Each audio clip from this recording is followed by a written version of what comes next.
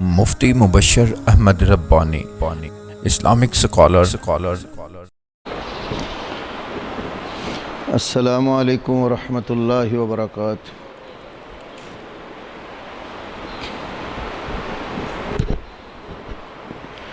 ان الحمد للہ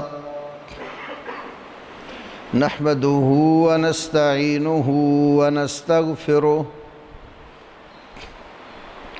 ونعوذ باللہ من شرور انفسنا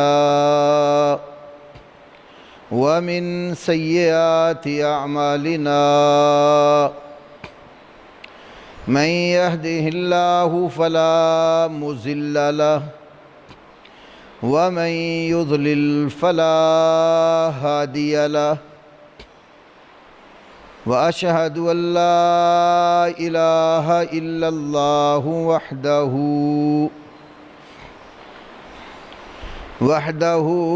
لا شريك له وأشهد أن محمدًا عبده ورسوله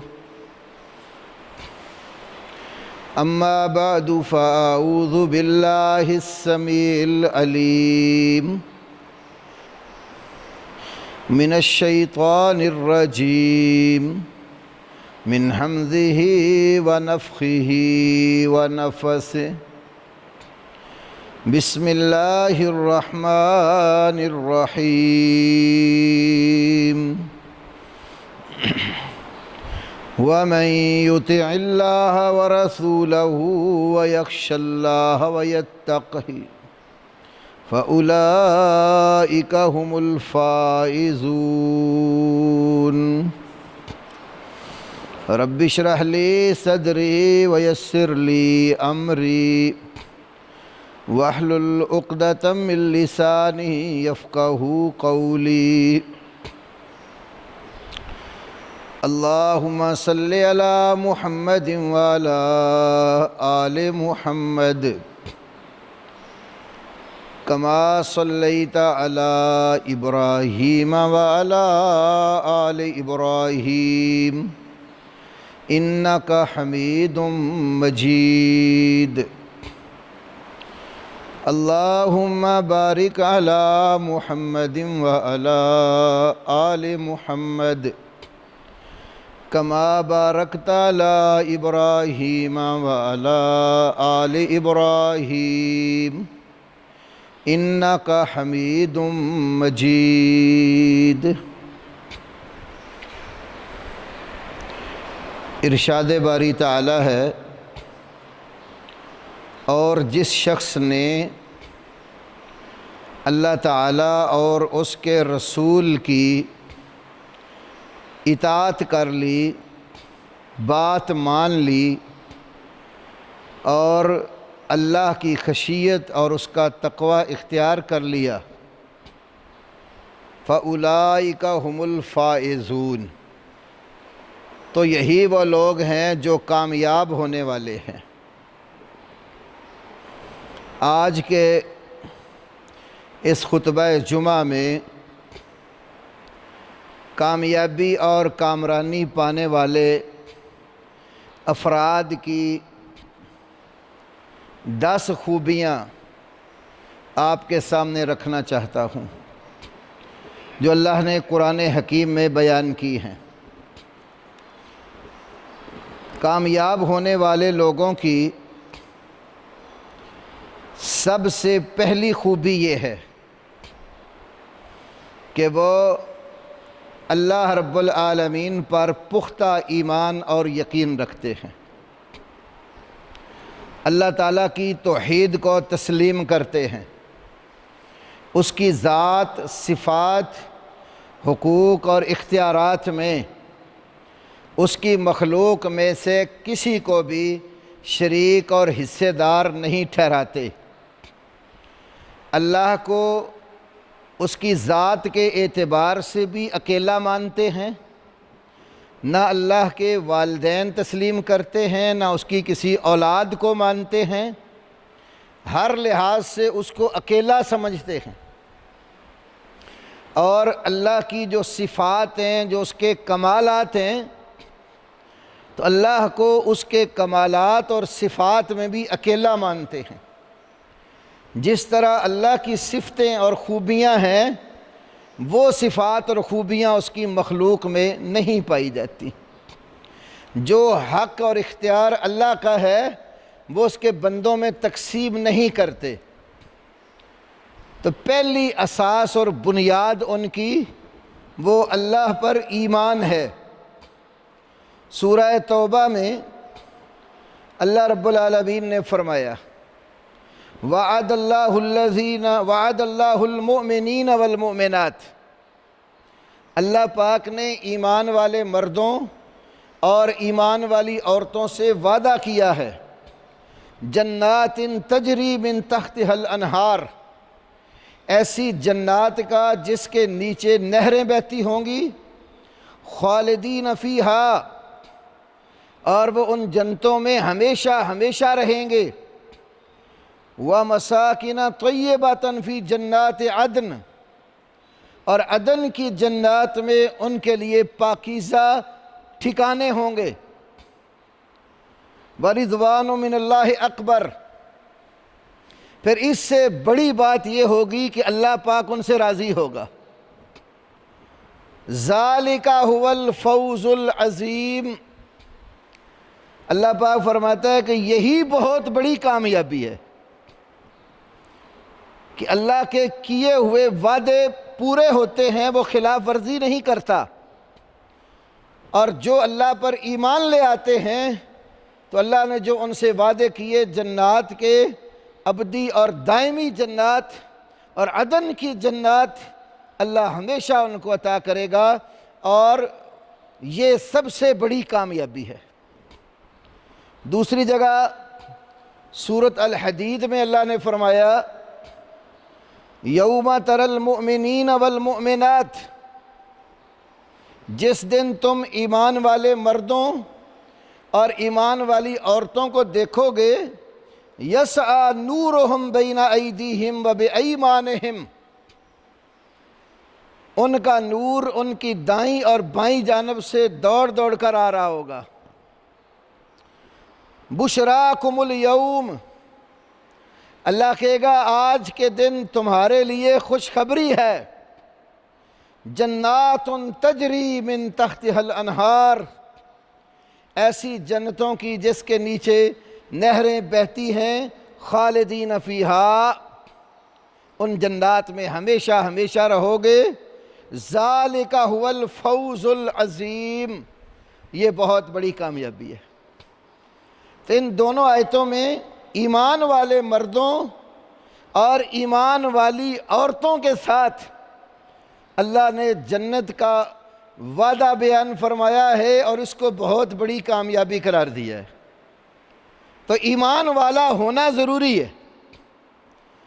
مومن مرد اور مومنہ عورتیں ہمیشہ اپنے ایمان کو پختہ رکھیں، اس کے اندر کمی کوتاہی پیدا نہ ہونے دیں۔ ایمان دنیا کے اندر اور آخرت کے اندر سب سے بڑی دولت ہے۔ میں نے یہ حدیث کئی بار آپ کو سنائی مستدرک حاکم کی، کہ اللہ پاک جن لوگوں سے محبت کرتا ہے دنیا انہیں بھی دیتا ہے، اور جن لوگوں سے محبت نہیں کرتا دنیا انہیں بھی دیتا ہے، لیکن ایمان کی دولت صرف ان لوگوں کو دیتا ہے جن سے وہ محبت کرتا ہے۔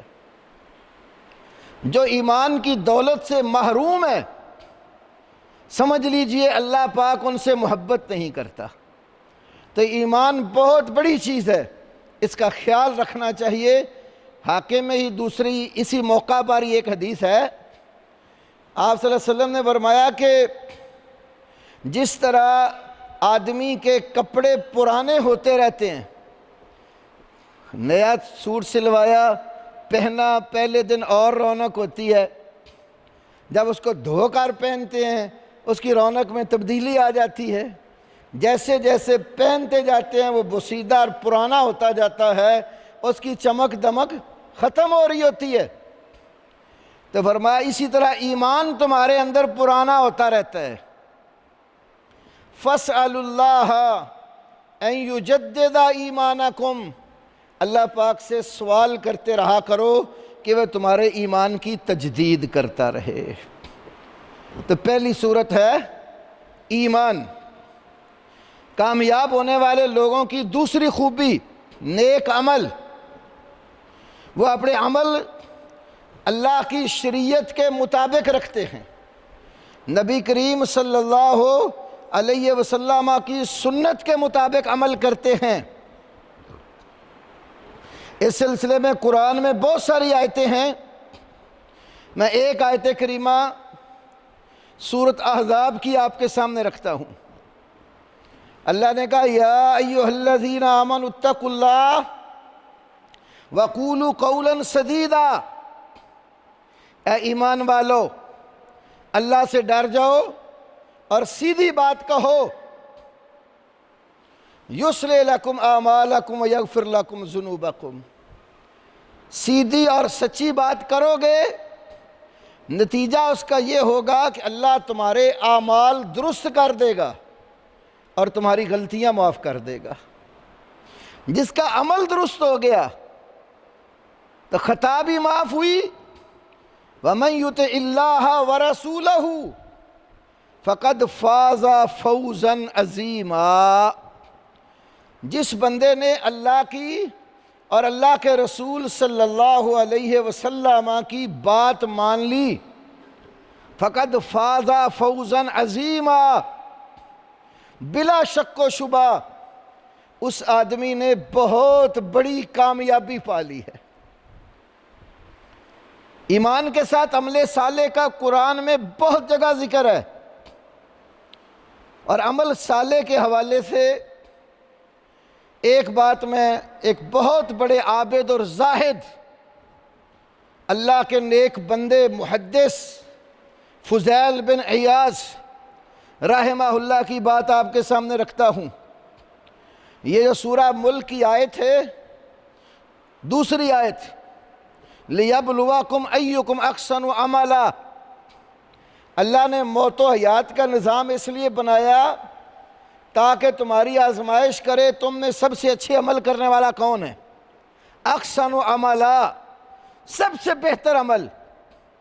اس کی تفسیر میں وہ کہتے ہیں جو احسن عمل ہوتا ہے اخلصہ و اصوبہ، سب سے زیادہ خالص اور سب سے زیادہ سچا اور درست کام۔ قالوا یا ابا علی ما اخلصہ و اصوبہ، ابو علی فضیل بن عیاض رحمہ اللہ کی کنیت تھی۔ ان کے شاگردوں نے کہا کہ اے ابو علی، سب سے زیادہ خالص اور سب سے زیادہ سچا اور درست کام کون سا ہے؟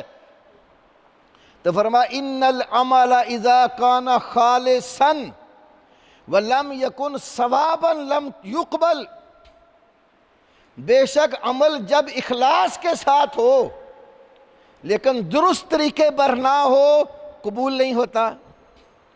وَإِذَا كَانَ ثَوَابًا وَلَمْ يَكُنْ خَالِصًا لَمْ يُقْبَلْ، اور اگر عمل درست ہو لیکن اخلاص نہ ہو پھر بھی قبول نہیں ہوتا۔ حَتَّى يَكُونَ خَالِصًا ثَوَابًا، عمل تب قبول ہوتا خالص بھی ہو اور درست بھی ہو۔ پھر فرماتے ہیں وَالْخَالِصُ مَا كَانَ لِلَّهِ، خالص عمل وہ ہوتا ہے جو صرف اللہ کی رضا کے لیے کیا جائے۔ وَالثَّوَابُ مَا كَانَ لِلسُّنَّةِ، اور درست عمل وہ ہوتا ہے جو سنت کے مطابق ہو۔ اسے معلوم ہوا کہ صحیح اور سچا اور سچا عمل وہ ہوگا جس میں دو چیزیں ہوں، ایک تو بندہ اللہ کے لیے مخلص ہو کر اللہ کی رضا کے لیے کام کرے، دوسری شرط وہ کام رسول اللہ صلی اللہ علیہ وسلم کی سنت کے مطابق ہو۔ اگر اخلاص ہو سنت نہ ہو پھر بھی عمل قبول نہیں، سنت ہو اخلاص نہ ہو پھر بھی عمل قبول نہیں ہے۔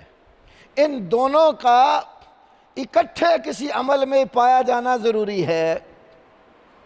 تو کامیاب ہونے والے لوگوں کی دوسری صفت یہ ہے کہ ان کا عمل اللہ کے لیے خالص اور نبی پاک صلی اللہ علیہ وسلم کی سنت اور طریقے کے مطابق ہوتا ہے۔ تیسری خوبی، شریعت کی پیروی کرنا اور بدعات اور خواہشات کو چھوڑنا۔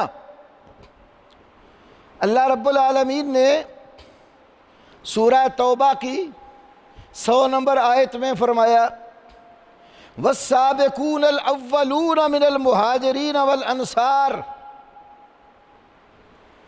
سبقت لے جانے والے پہلے لوگ جو مہاجرین اور انصار میں سے ہیں، وَالَّذِينَ اتَّبَعُوهُمْ بِإِحْسَانٍ، اور وہ لوگ جنہوں نے احسان کے ساتھ، اچھے طریقے کے ساتھ اتباع کی، پیروی کی، رضی اللہ عنہم ورضوا عنہ، تو جو اچھے طریقے سے انصار و مہاجرین کے نقش قدم پر چلنے والے لوگ ہیں، اللہ پاک ان سے راضی ہو جاتا ہے اور وہ اللہ سے راضی ہوتے ہیں۔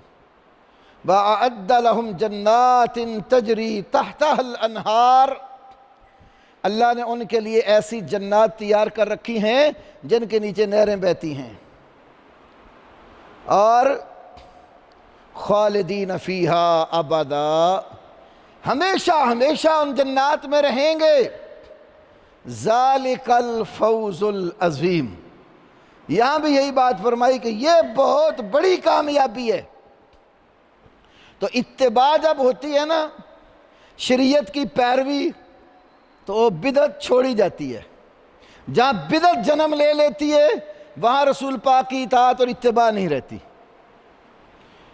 تو ہمیشہ کوشش کرنی چاہیے کہ اپنے نبی محمد کریم صلی اللہ علیہ وسلم خاتم الرسل، ان کے نقش قدم پر چلا جائے اور ہر اس طریقے کو چھوڑا جائے جو آپ صلی اللہ علیہ وسلم کی سنت میں، آپ کی سیرت میں اور آپ کی شریعت میں نہ ہو۔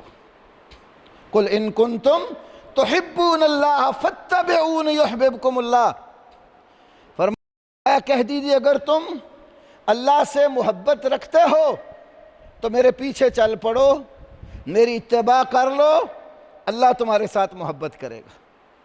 اللہ کی محبت کا حصول نبی صلی اللہ علیہ وسلم کی اتباع اور آپ کے صحابہ کرام مہاجرین و انصار رضی اللہ تعالی عنہم اجمعین کے نقش قدم پر چلنا ہے۔ بڑے بدبخت ہیں وہ لوگ جو رمضان المبارک میں بھی نبی پاک صلی اللہ علیہ وسلم کے مہاجر اور انصار صحابہ کے اوپر تبرہ کرنے سے بھی باز نہیں آتے، محروم ہے اللہ کی رحمت سے۔ امام اجری نے اپنی کتاب الشریعہ میں ایک روایت نقل کی، کسی شخص نے ام المومنین سیدہ عائشہ صدیقہ رضی اللہ تعالی عنہا کی ذات پر طعن و تشنیع کی، تو اسے کسی نے کہا کہ تم اپنی ماں کے اوپر طعن کر رہے ہو؟ تو امی عائشہ صدیقہ کو پتہ چلا تو انہوں نے فرمایا کہ میں مومنوں کی ماں ہوں، کسی اور کی نہیں ہوں۔ جو مومن ہوگا اپنی ماں پر طعن نہیں کرے گا، وہ امہات المومنین ہیں، مومنوں کی مائیں ہیں۔ تو ان ماؤں کے بارے میں بھی ان دنوں میں نازیبا کلمات، اور گورنمنٹ بھی جو ہے وہ ہمارے اعتکاف یا مساجد میں جمعات، اس کی طرف تو پولیس بھاگ بھاگ کے آتی ہے۔ اور کل کتنے جلوس نکلے ملک میں یوم علی کے نام پر رضی اللہ تعالی عنہ، وہاں کوئی کرونا اور کوئی بیماری نہ تھی۔ یہ دوغلی پالیسی ملک کو نقصان دینے والی ہے، فرقہ واریت کو بھڑکانے والی یہ پالیسی ہے کہ ایک قلیل طبقے کو کھلی چھٹی دی جائے، وہ اپنے جلوس اور ماتمی اور عزاداری کے سارے جو ہے رسم و رواج کریں، اور دوسرے لوگ جو ملک کی اکثریت ہیں وہ اپنی مسجدوں میں صحیح طریقے سے عبادت بھی نہ کر سکیں۔ اللہ سے ڈر جاؤ، قیامت والے دن ایک ایک عمل کا اللہ کو حساب دینا ہے سب نے۔ کیا حاکم اور کیا رعایا، کلکم راعٍ وکلکم مسئول عن رعیتہ۔ نبی پاک صلی اللہ علیہ وسلم نے فرمایا تم میں سے ہر بندہ رائی اور نگہبان ہے، اور ہر شخص کو اس کی رعایا کے بارے میں قیامت والے دن پوچھا جائے گا۔ چھوٹے درجے کا ہے، مثلا ایک فیکٹری کا مالک ہے، اس کے ماتحت کچھ لوگ کام کرتے ہیں، وہ ان کا رائی اور نگران ہے، اس سے اس کے ماتحت افراد کا سوال ہوگا۔ اور ایک پورے ملک کا صدر ہے یا وزیر اعظم ہے، اس کے ماتحت پورا ملک ہے، اس کو اپنے ملک کے ایک ایک فرد کا حساب قیامت والے دن اللہ کو دینا ہے۔ تو اس لیے عدل اور انصاف کے تقاضے پورے کرو۔ عدل اور انصاف نہیں کرو گے، دنیا میں بھی ذلیل و خوار ہو جاؤ گے، اور قیامت والے دن بھی اللہ کی پکڑ سے بچ نہیں سکو گے۔ تو ایسے لوگوں کی زبانوں کو لگام دیجئے جو رسول اللہ صلی اللہ علیہ وسلم کی ازواج مطہرات، مومنوں کی ماؤں، اور آپ صلی اللہ علیہ وسلم کے جان نثار صحابہ کرام مہاجرین اور انصار کے اوپر تبرہ کرتے ہیں، کبھی اشارے اور کنائے میں کیا کرتے تھے۔ آج جتنے ٹی وی چینل آ گئے، یوٹیوب پر چینل بن گئے، لوگ اشارے کنائے میں نہیں، کھلے عام نام لے کے گالیاں دیتے ہیں۔ یہ اپنی عاقبت خراب کرنے کے مترادف ہے۔ تو اس لیے میں حکام وقت سے گزارش کروں گا، آپ کے کندھوں پر یہ پورے ملک کا بوجھ ہے، انصاف سے کام لیجئے۔ عدل اور انصاف کرنے والا حاکم، نبی پاک صلی اللہ علیہ وسلم نے فرمایا قیامت والے دن اللہ کے عرش کے سائے کے نیچے ہوگا، جس دن اس کے سائے کے سوا کسی کا سایہ نہیں ہوگا۔ یہ صحیح بخاری مسلم کی حدیث ہے، سبعۃ یظلھم اللہ فی ظلہ یوم لا ظل الا ظلہ۔ 7 بندوں کو اللہ قیامت والے دن اپنے سائے میں جگہ دے گا، جس دن اس کے سائے کے سوا کسی کا سایہ نہیں ہوگا۔ اور ان 7 بندوں میں فرمایا امام عادل، انصاف کرنے والا حکمران، اور جو رعایا کے ساتھ انصاف نہیں کرتا، یاد رکھیے نبی پاک صلی اللہ علیہ وسلم نے اس کے لیے بد دعا بھی دی۔ یہ بھی صحیح حدیث ہے، اور ہمارے مدرسوں کے ابتدائی طالب علم جب بلوغ المرام پڑھتے ہیں کتاب الجامع، اس میں رسول پاک صلی اللہ علیہ وسلم کا فرمان ہے، اے اللہ جو میری امت کے افراد کا والی بن گیا، حکمران بن گیا، اگر وہ ان کے ساتھ رفق اور نرمی سے کام لیتا ہے تو اس کے ساتھ رفق اور نرمی سے کام لینا، اگر وہ ان کے اوپر بے جا سختی کرتا ہے یا اللہ تو اس کے اوپر سختی کرنا۔ تو اس لیے ان وعیدوں کو سامنے رکھیے اور ہر طبقے کے ساتھ انصاف کیجیے۔ چوتھی صفت، گناہوں کو چھوڑنا۔ جو انسان گناہ کرتا ہے اس گناہ کو ترک کر کے اللہ سے معافی مانگے۔ اللہ رب العالمین نے قرآن پاک میں سورہ غافر میں ذکر کیا ہے،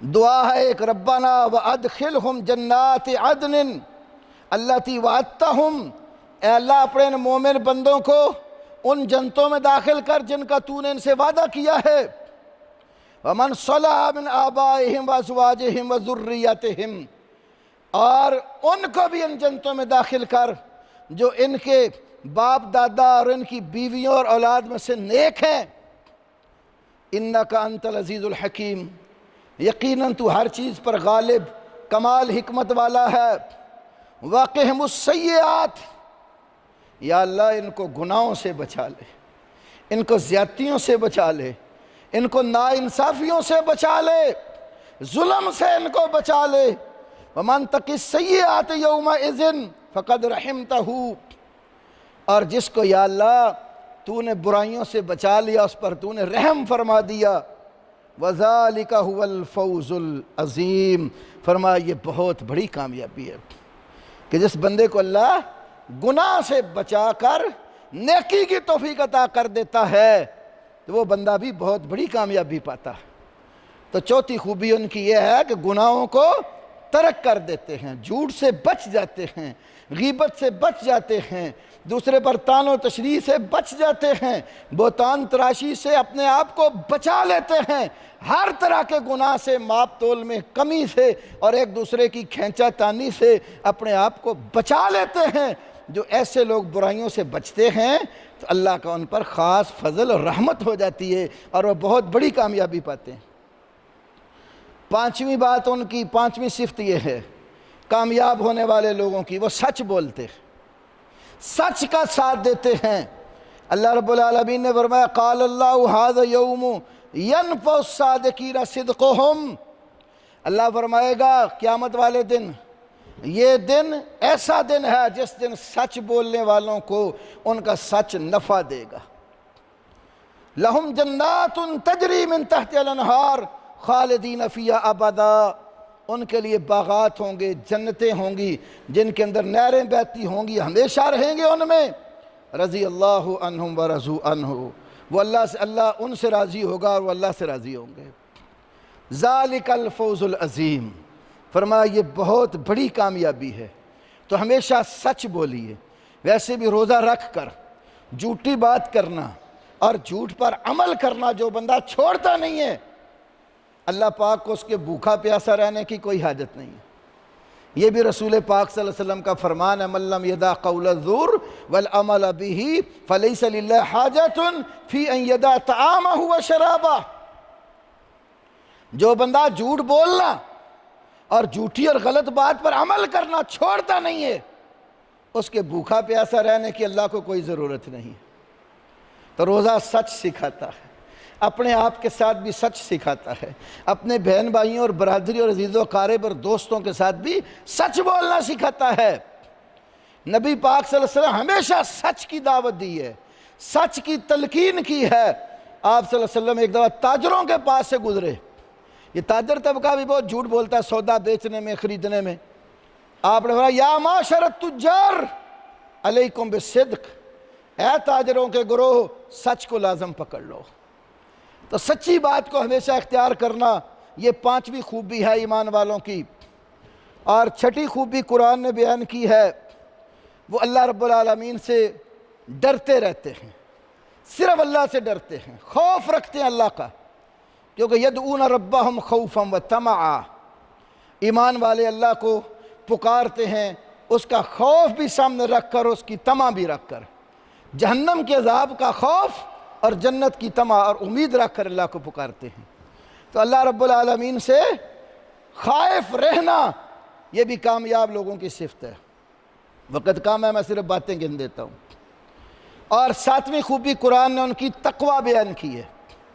تقوی کا مطلب یہ ہے ہر وہ کام کرے جس کے کرنے کا اللہ نے حکم دیا، اور ہر اس کام سے بچ جائے جس سے اللہ نے منع کر دیا، یعنی اللہ کے اوامر اور نواہی کی پابندی کرے، تقوی یہ ہے۔ اور اگر اللہ کے بتائے ہوئے حکموں کی پیروی نہیں کرتا، جن کاموں سے اللہ نے روکا ہے، جو کام اس نے حرام کیے ہیں کہ یہ کام کرنا تمہاری جائز نہیں ہے، ان سے بچتا نہیں ہے، تو وہ متقی نہیں ہے۔ متقی شخص کامیاب ہونے والا وہ ہے جو اللہ تعالیٰ کا تقوی اور اس کا ڈر اپنے اندر پیدا کرتا ہے۔ آٹھویں خوبی قرآن نے بیان کی ہے، وہ اللہ کی راہ میں جہاد کرنے والے ہیں، دین اسلام کے غلبے کے لیے اپنی جان مال قربان کرنے کے لیے تیار رہتے ہیں۔ نامی خوبی یہ بیان کی ہے کہ شیاطین جو جنوں اور انسانوں میں سے ہیں ان کے پیچھے نہیں چلتے۔ اور 10ویں خوبی بیان کی ہے کہ وہ صبر اور تحمل سے کام لیتے، کوئی مشکل آ جاتی ہے، کوئی مصیبت آ جاتی ہے تو وہ مشکل اور مصیبت میں واہ ویلا نہیں کرتے، جزا فضا نہیں کرتے، ماتم نہیں کرتے، پیٹتے نہیں ہے، بلکہ صبر اور تحمل سے اس مشکل کو برداشت کرتے ہیں۔ تو یہ 10 خوبیاں قرآن حکیم میں اللہ نے فائزون اور کامیاب لوگوں کے لیے بیان کی ہیں۔ اللہ تعالی ہمیں ان خوبیوں سے ہمکنار کرے، اور اللہ پاک ہمارے اندر وہ تمام صفات پیدا کرے جو ایک سچے ایمان والے مرد اور ایمان والی عورت کے اندر ہوتی ہیں۔ وآخر دعوانا الحمدللہ رب العالمین۔